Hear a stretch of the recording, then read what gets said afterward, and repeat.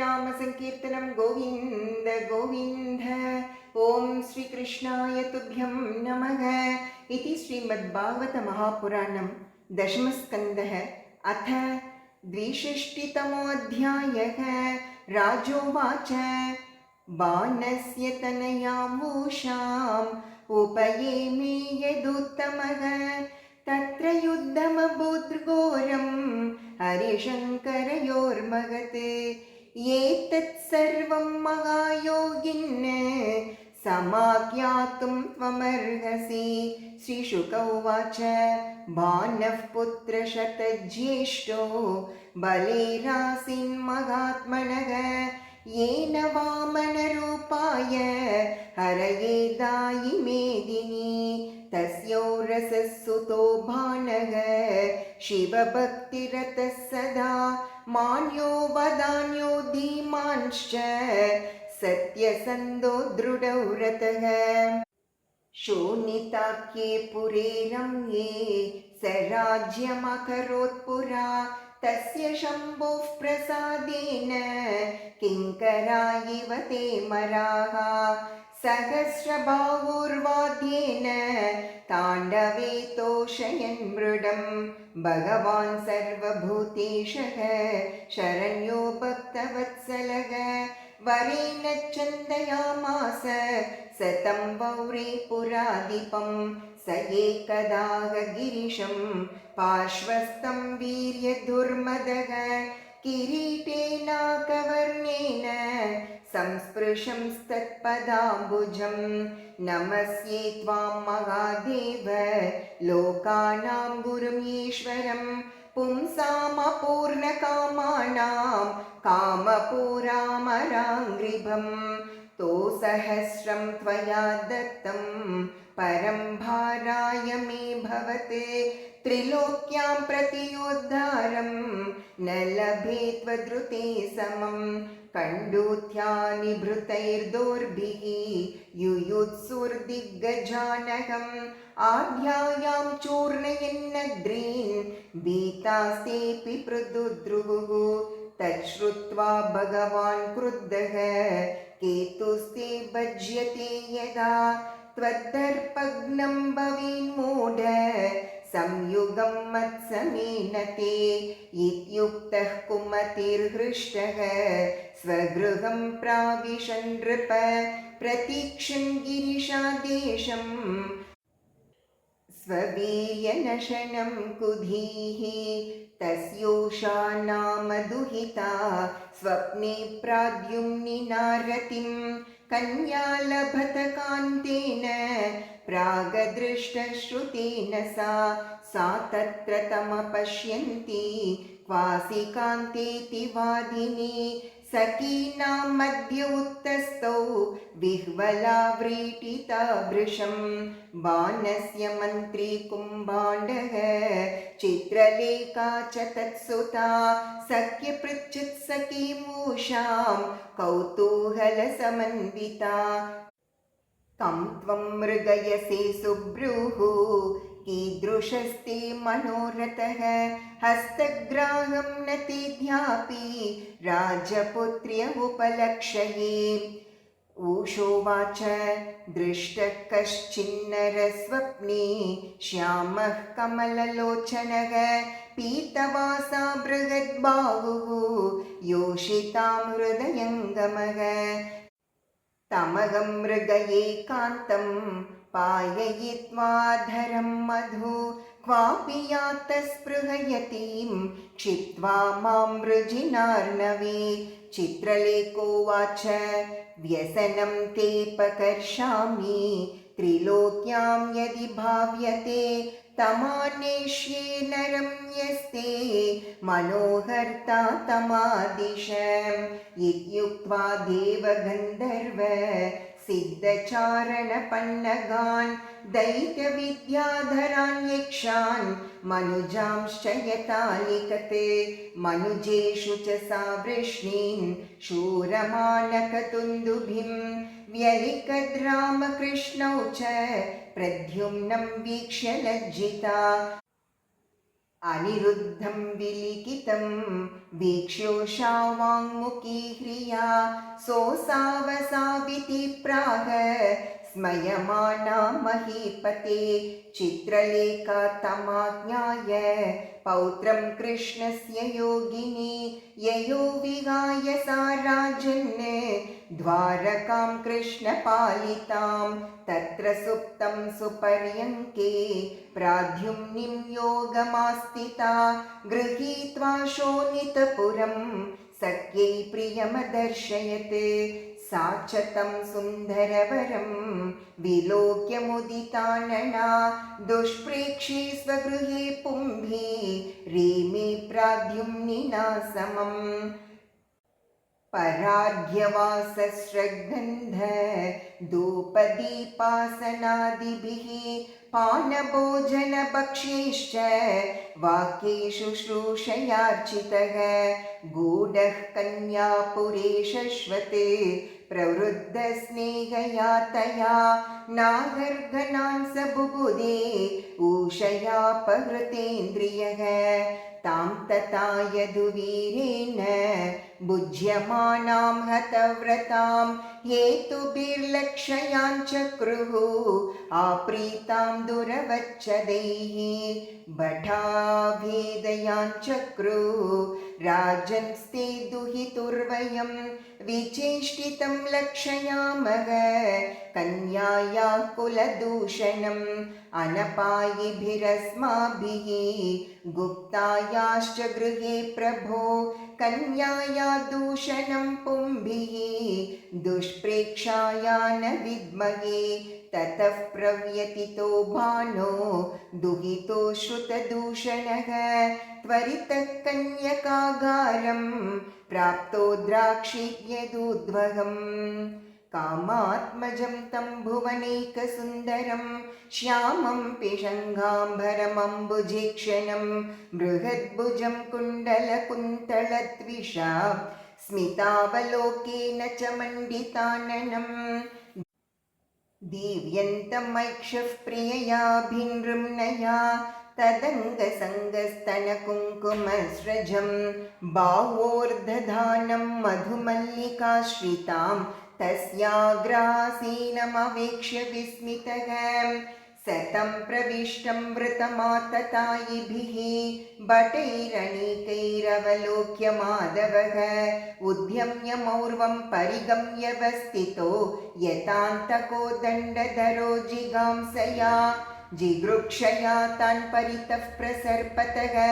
शुनो यथा सूकरयूतपोहनत् ते हन्यमाना भवनाद्विनिर्गता निर्भिन्नमूर्धोर्भुजाः प्रदुद्रुवुः तं नागपाशैर्बलिनन्दनो बले घ्नन्तं स्वसैन्यं कुपितो बबन्धः ऊषाभृशं शोकविषादविह्वला बद्धं निशम्याश्रुकलाक्षरौ दिशीत् ॐ इति श्रीमद्भागवते महापुराणे पारमहंस्यां संहितायां दशमस्कन्धे उत्तरार्धे अनिरुद्धबन्धो नाम 62तमोऽध्यायः। सर्वत्र गोविन्दनाम संकीर्तनं गोविन्द गोविन्द। ॐ सर्वत्र गोविन्दनाम संकीर्तनं गोविन्द गोविन्द। ॐ श्रीकृष्णाय तुभ्यं नमः। इति श्रीमद्भागवत महापुराणं दशमस्कन्धः अथ 63तमोऽध्यायः।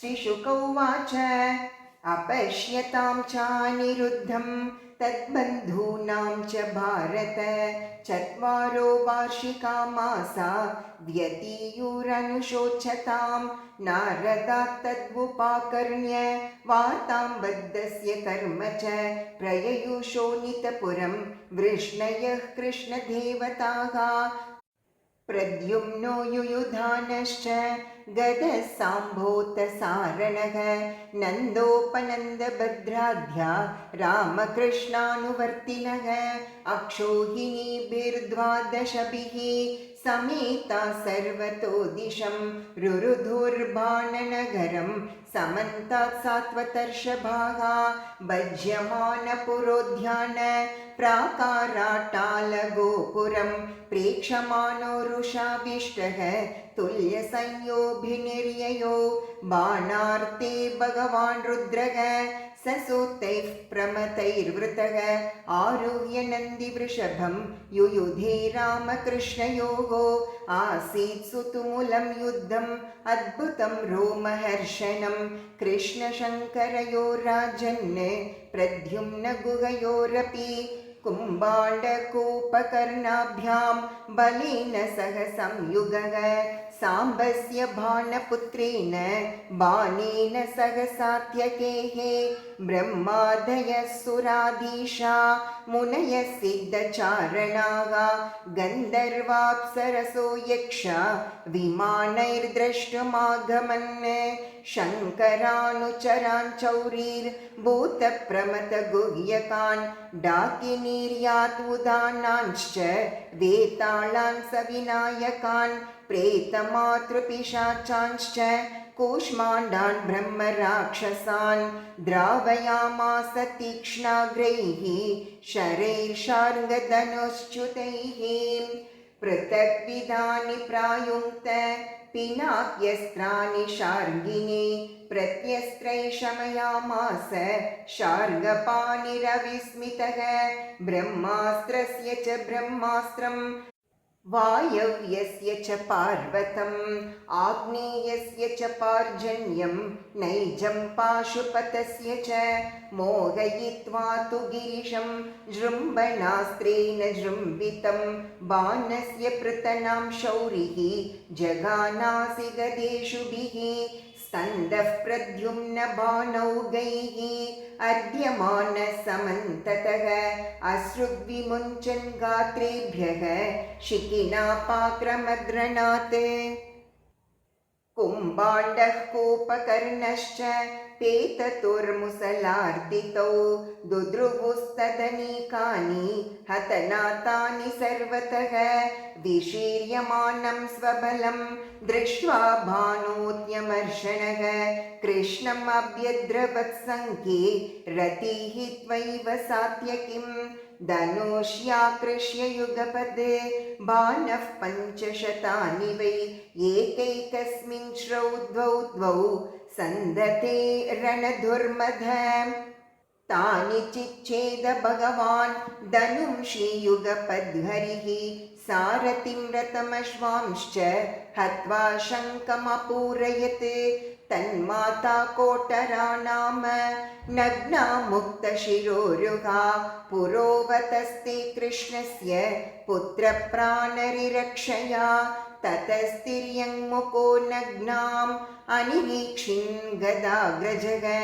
बाणश्च तावद्विरतः छिन्नधन्वाविशत्पुरम् विद्राविते भूतगणे ज्वरस्तु त्रिशिरास्त्रिपात् अभ्यधावत दाशार्हं दहन्यिव दिशो दश अथ नारायणो देवः तं दृष्ट्वा व्यसृजज्वरम् माहेश्वरो वैष्णवश्च युयुधाते ज्वरावुभौ माहेश्वरः समाक्रन्दन् वैष्णवेन बलार्दितः अलब्ध्वा भयमन्यत्र भीतो माहेश्वरो ज्वरः शरणार्थी हृषीकेशं तुष्टावप्रयताञ्जलिः ज्वर उवाच नमामि त्वानन्तशक्तिं परेशं सर्वात्मानं केवलं व्यक्तिमात्रं विश्वोत्पत्तिस्थानसंरोधहेतुं यत्तद्ब्रह्म ब्रह्मलिङ्गं प्रशान्तं कालो दैवं कर्म जीवस्वभावो द्रव्यं क्षेत्रं प्राणात्मा विकारः तत्सङ्घातो बीजरोह प्रवाहः त्वन्मायैषा तन्निषेधं प्रपद्ये नानाभावैर्लीलयैवोपपन्नैः देवान् साधून् लोकसेधून् बिभर्षि हंस्युन्मार्गान् हिंसया वर्तमानान् जन्मैतत्ते भारहाराय भूमेः तप्तोऽहं ते तेजसा दुस्सहेन शान्तोग्रेणाद्युल्बने ज्वरेण तावत्तापो देहिनां तेऽङ्घ्रिमूलं नो सेवेरन्यावदाशानुबद्धाः। श्रीभगवानुवाच त्रिशिरस्ते प्रसन्नोऽस्मि व्येतु ते मज्वराद्भयं यो नौ स्मरति संवादं तस्य त्वन्न भवेद्भयम् इत्युक्तोऽच्युतमानम्य गतो माहेश्वरो ज्वरः बाणस्तुरतमारूढः प्रागाद्योऽस्यञ्जनार्दनम् ततो बाहुसहस्रेण नानायुधधरो सुरः मुमोच परमक्रुद्धो बाणांश्चक्रायुधे नृप तस्यास्यतोस्त्राण्यसकृते चक्रेण क्षुरनेमिना चिच्छेद भगवान् बाहून् शाखा इव वनस्पतेः बाहुषुच्छिद्यमानेषु बाणस्य भगवान् भवः भक्तानुकम्प्युपवृज्य चक्रायुधमभाषत। श्रीरुद्र उवाच त्वं हि ब्रह्म परं ज्योतिः गूढं ब्रह्मणि वाङ्मये यं पश्यन्त्यमलात्मानः आकाशमिव केवलं नाभिर्नभोग्निर्मुखमम्बुरेतो द्यौ शीर्षमाशा श्रुतिरङ्घ्रिरुर्वी चन्द्रो मनो यस्य दृगर्ग आत्मा अगं समुद्रो जठरं भुजेन्द्रः रोमानि यस्यौषधयोऽम्बुवाहाः केशा विरिञ्चो धिषणा विसर्गः प्रजापतिर्हृदयं यस्य धर्मः स वै भवान् पुरुषो लोककल्पः तवावतारो यमकुण्डधामन् धर्मस्य गुप्त्यै जगतो भवाय वयं च सर्वे भवतानुभाविता विभावयामो भुवनानि सप्त त्वमेकाद्यः पुरुषोऽद्वितीयः तुर्यस्वदृग्गे तुरहे तुरीशः प्रतीयसेताभियता विकारं स्वमायया सर्वगुणप्रसिद्ध्यै यतैव सूर्यः पिहितश्चायया स्वया छायां च रूपाणि च सञ्चकास्ति एवं गुणेनापिहितो गुणां स्वम् आत्मप्रदीपो गुणिनश्च भूमन् यन्मायामोहितधियः पुत्रधारगृहादिषु उन्मज्जन्ति निमज्जन्ति प्रसक्ता वृजिनार्णवे देवदत्तं इमं लब्ध्वा नृलोकमजितेन्द्रियः यो नाद्रियेत त्वत्पादौ स शोच्यो हि आत्मवञ्चकः यस्त्वां विसृजते मर्त्य आत्मानं प्रियम् ईश्वरं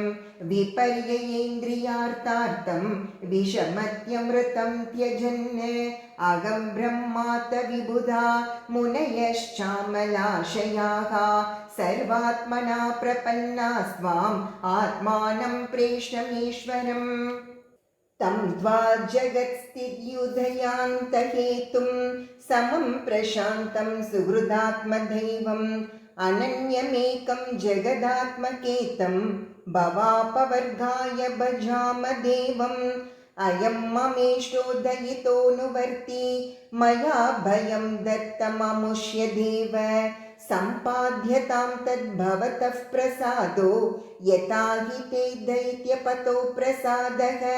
श्रीभगवानुवाच यदा त भगवन्स्त्वं नः करवाम प्रियं तव भवतो यद्व्यवसितं तन्मे साध्वनुमोदितम् अवध्योऽयं ममाप्येष वैरोचनिसुतोऽसुरः प्रह्लादाय वरो दत्तो न वध्यो मे तवान्वयः दर्पोपशमनायास्य प्रवृत्ना भागवो मया सूदितं च बलं भूरि यच्च भारायितं भुवः चत्वारोऽस्य भुजाशिष्टा भविष्यन्त्यजरामराः पार्षदमुख्यो भवतो न कुतश्चित् भयोऽसुरः इति लब्ध्वा भयं कृष्णं प्रणम्य शिरसा सुरः प्राद्युम्निं रथमारोप्य सवद्वा समुपानयत्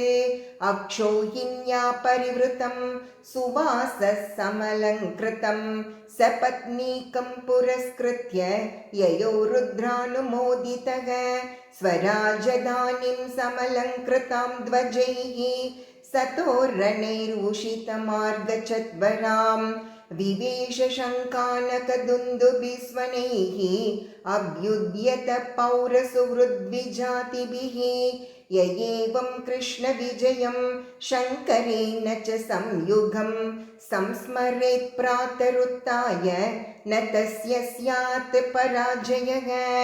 ॐ इति श्रीमद्भागवते महापुराणे पारमहंस्यां संहितायां दशमस्कन्धे उत्तरार्धे अनिरुद्धानयनं नाम 63तमोऽध्यायः। सर्वत्र गोविन्दनाम संकीर्तनं गोविन्द गोविन्द। ॐ सर्वत्र गोविन्दनाम संकीर्तनं गोविन्द गोविन्द। ॐ श्रीकृष्णाय तुभ्यं नमः। इति श्रीमद्भागवतमहापुराणं दशमस्कन्धः अथ 64तमोऽध्यायः। श्रीशुक उवाच एकदोपवनं राज्यं जग्मुर्यदुकुमारकाः विहर्तुं साम्ब प्रद्युम्न चारुबाणुगदादयः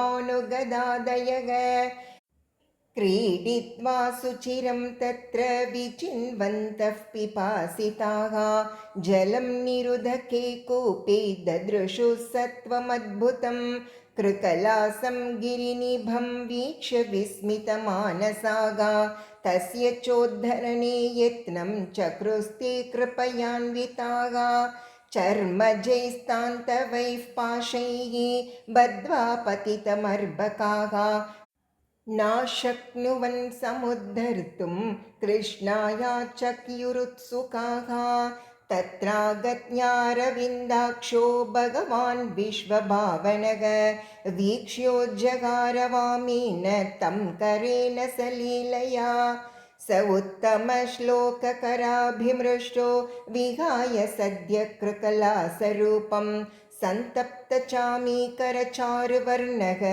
स्वर्ग्यद्भुतालङ्करणाम्बरस्रके पप्रच्छ विद्वानपि तन्निदानं जनेषु विज्ञापयितुं मुकुन्दः कस्त्वं महाभागवरेण्यरूपो देवोत्तमं त्वां गणयामि नूनं दशां इमां वा कथमेन कर्मणा सम्प्रापितोऽस्यत्तदर्ह सुभद्र आत्मानमाख्यागि विवित्सतां नो यन्मन्यसे नः क्षममत्र वक्तुं। श्रीशुक उवाच इति स्म राजा सम्पृष्टः कृष्णेनानन्दमूर्तिना माधवं प्रणिपत्याः किरीटेनार्कवर्चसा नृगौ उवाच नृगो नाम नरेन्द्रोऽहं इक्ष्वाकुतनयः प्रभो दानेष्वाज्ञायमानेषु यदि ते कर्णमस्पृशं किं नु ते विदितं नाथ सर्वभूतात्मसाक्षिणः कालेनाव्यागतदृशो वक्ष्येतापि तवाज्ञया यावत्यसिकता भूमेर्यावत्यो दिवितारकाः यावत्यो वर्षधाराश्च तावतीरदधां स्मगाः पयस्विनीस्तरुणीशीलरूप गुणोपपन्नाः कपिला हेमशृङ्गीः न्यायार्जितारूप्यकुरासवत्साः दुकूलमालाभरणा ददावहं स्वलङ्कृतेभ्यो गुणशीलवद्भ्यः सीतत्कुटुम्बेभ्य ऋतव्रतेभ्यः तपश्रुतब्रह्मवधान्यसद्भ्यः प्रादां युवभ्यो द्विजभुङ्गवेभ्यः गोभूहिरण्यायतनाश्वहस्तिनः कन्या सदासि स्थिलरूप्यशय्याः वासांसि रत्नानि परिच्छदान् रतान् इष्टं च यज्ञैश्चरितं च पूर्तम् कस्यचिद्विजमुख्यस्य भ्रष्टा गौर्मम गोधने सम्पृक्ता विदुषा सा च मया दत्ता द्विजातये तां नीयमानां तत्स्वामी दृष्ट्वोवाच ममेति तं ममेति प्रतिग्राह्याः नृगो मे दत्तवान् इति विप्रो विवदमानो मां वोचतु स्वार्थसाधकौ भवान् दातापहर्तेति तच्छ्रुत्वा मे भवद्भ्रमः अनुनीता उभौ विप्रौ धर्मकृच्छ्रगतेन वै गवां लक्षं प्रकृष्टानां दास्यां येषा प्रदीयतां भवन्तामनुगृह्णीतां किङ्करस्या विजानतः समुद्धरत मां कृच्छ्रात् पतन्तं निरयेषु चौ नागं प्रतीचे वैराजन् इत्युक्त्वा स्वाम्यपाक्रमत् नान्यद्गवामप्ययुतम् इच्छां येत्यपरो ययो एतस्मिन्नन्तरे याम्यैर्दूतैर्नीतो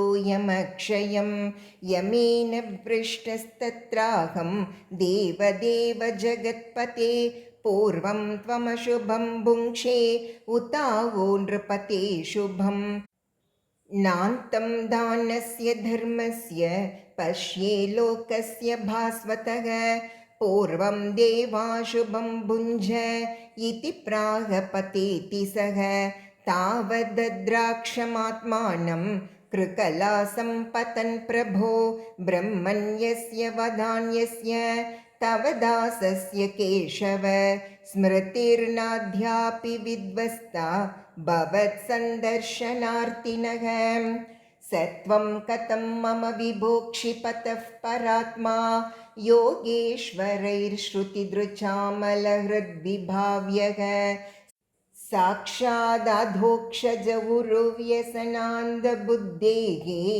स्यान्मेनुदृश्य इह यस्य भवापवर्गः देवदेव जगन्नाथ गोविन्द पुरुषोत्तम नारायण ऋषिकेश पुण्यश्लोकाच्युताव्यय अनुजानीहि मां कृष्ण यान्तं देवगतिं प्रभो यत्र क्वापि सदश्चेतो भूयान्मे त्वत्पदास्पदं नमस्ते सर्वभावाय ब्रह्मणेऽनन्तशक्तये कृष्णाय वासुदेवाय योगानां पतये नमः इत्युक्त्वा तं परिक्रम्य पादौ स्पृष्ट्वा स्वमौलिना अनुज्ञातो विमानाग्र्यम् आरुहत् पश्यतां नृणां कृष्णः परिजनं प्राह भगवान् देवकीसुतः ब्रह्मण्यदेवो धर्मात्मा राजन्याननुशिक्षयन् दुर्जरं भत ब्रह्मस्वं भुक्तमग्निर्मनागपि इजीयसोऽपि किमुत राज्ञां ईश्वरमानिनां नागं हालाहलं मन्ये विषं यस्य प्रतिक्रियां ब्रह्मस्वं हि विषं प्रोक्तं नास्य प्रतिविधिर्भुवि हिनस्ति विषमत्तारं वह्निरद्भिः प्रशाम्यति कुलं समूलं दहति ब्रह्मस्वारणिपावकः ब्रह्मस्वं दुरनुज्ञातं भुक्तं हन्ति त्रिपूरुषं प्रसह्यतु बलाद् भुक्तं दशपूर्वान् दशापरान् राजानो राजलक्ष्म्यान्ताः आत्मपातं विचक्षते निरयं येऽभिमन्यन्ते ब्रह्मस्वं साधु बालिशाः गृह्णन्ति यावतः पांसून् ग्रन्थतामश्रुबिन्दवः विप्राणां हृतवृत्तीनां वधान्यानां कुटुम्बिनां राजानो राजकुल्याश्च तावतोब्धान् निरङ्कुशाः कुम्भीपाकेषु पच्यन्ते ब्रह्मदायापहारिणः स्वदत्तां परदत्तां वा ब्रह्मवृत्तिं हरेच्छयः षष्टिवर्षसहस्राणि विष्टायां जायते कृमिः न मे ब्रह्मधनं भूयाद् यद्गृध्वाल्पायुषो नराः पराजिताश्च्युता राज्याद् भवन्त्युद्वेजिनो हयः विप्रं कृतागसमपि नैव दृह्यत मामकाः ग्नन्तं बहुशुभन्तं वा नमस्कुरुत नित्यशः यताहं प्रणमे विप्रान् अनुकालं समाहितः तथा नमत यूयं च योऽन्यथा मे स दण्डभाक् ब्राह्मणार्तो ह्यपहृतो हर्तारं पातयद्यदः अजानन्तमपि ह्येनं नृगं ब्राह्मणगौरिव एवं विश्राव्य भगवान् मुकुन्दो द्वारकौकसः पावनः सर्वलोकानां विवेश निजमन्दिरम्। ॐ इति श्रीमद्भागवते महापुराणे पारमहंस्यां संहितायां दशमस्कन्धे उत्तरार्धे नृगोपाख्यानं नाम चतुष्षष्टितमोऽध्यायः। सर्वत्र गोविन्दनाम संकीर्तनं गोविन्द गोविन्द।